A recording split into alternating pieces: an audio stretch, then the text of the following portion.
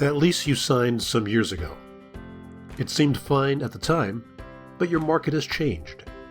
Maybe the economy has softened in your region. Maybe your market got overbuilt, and now there's space sitting vacant.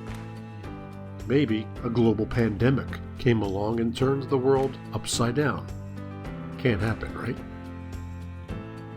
Whatever the reason, maybe you, as a tenant, are looking at a couple of years left on your lease at a rate that's above the current market.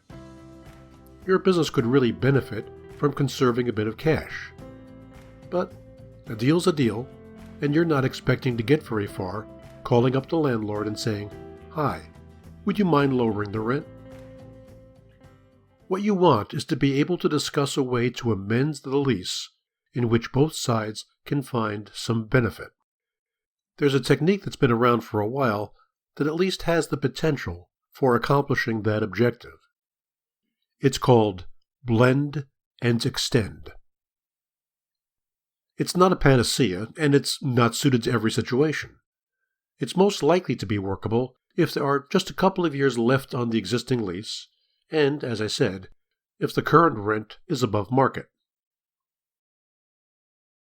Okay, let's say you're renting 5,000 square feet of office space at $35 per square foot.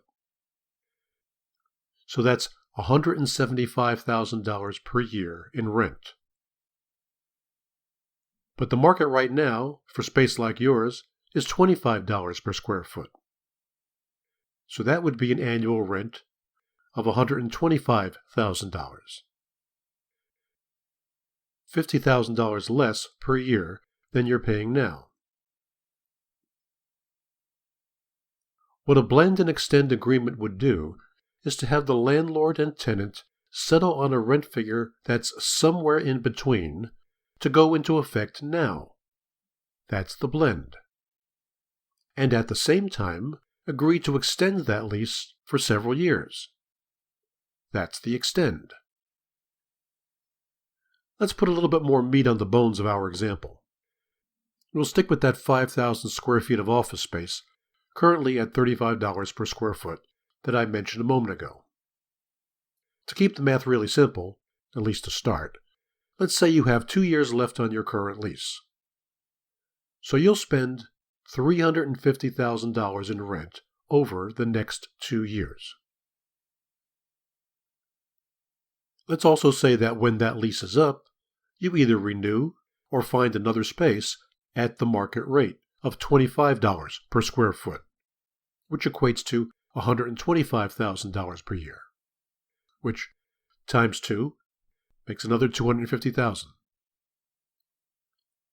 So over 4 years, that would be $175,000 per year for the first 2 years, plus $125,000 per year for the next 2 years, for a total of $600,000 over the 4 years. You and your landlord talk this over and agree to extend your current lease by 2 years, but at a rent starting now of $30 per square foot. In other words, you would split the difference between the current contract rent and the market rent and apply that rate to all 4 years. Blend and extend. 5,000 square feet at $30 per square foot is $150,000 per year. Over 4 years, you would pay $600,000. Exactly the same total as if you had kept the current above-market lease for 2 years, followed by a market rate for the following 2.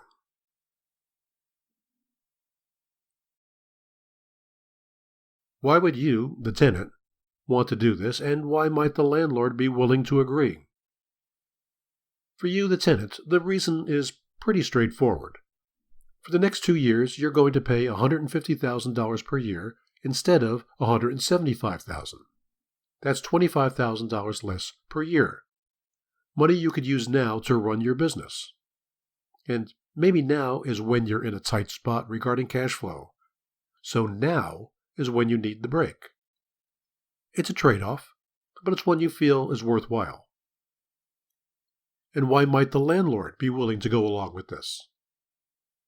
Well, barring any big surprises, like your default or a sudden upturn in the rental market, the total number of dollars he or she can expect to receive over the next 4 years will be the same in either case. If the reason that the market rent is lower in real life right now, if that reason might be a softening of demand, then the landlord won't face the possibility of looking for a new tenant in 2 years if you agree to extend. In addition, looking for a new tenant is something that could incur some commissions and rollover vacancy as well as a lower rent. Okay, I made this example fairly simple in order to illustrate the concept. But of course, in real life, things aren't always quite so neat. So in the next installment, we'll look at a scenario that has just a few more wrinkles. Please join me for that.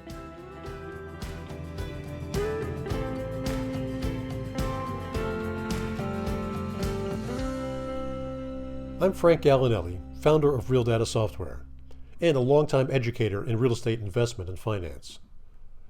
What you've been watching is one of the newest videos from my online course, Introduction to Real Estate Investment Analysis. This video is the first of a 3-part series that discusses a method called blend and extend, a method that landlords and tenants have used to restructure leases, especially in situations where maybe the tenant might be looking to deal with a current cash flow problem. I've added this topic to my course now for what I guess must be pretty obvious reasons, given the global health crisis and the resulting difficulties for so many businesses. Now, in the 2 remaining videos in this series, I go into more specifics about the ways you might actually run the numbers on a possible lease revision.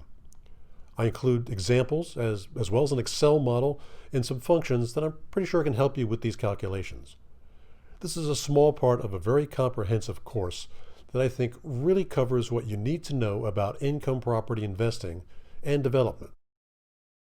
You can find out more about the course and even see some additional sample lessons by going to learn.realdata.com. And the course is available for both personal and academic use. Again, get complete info at learn.realdata.com.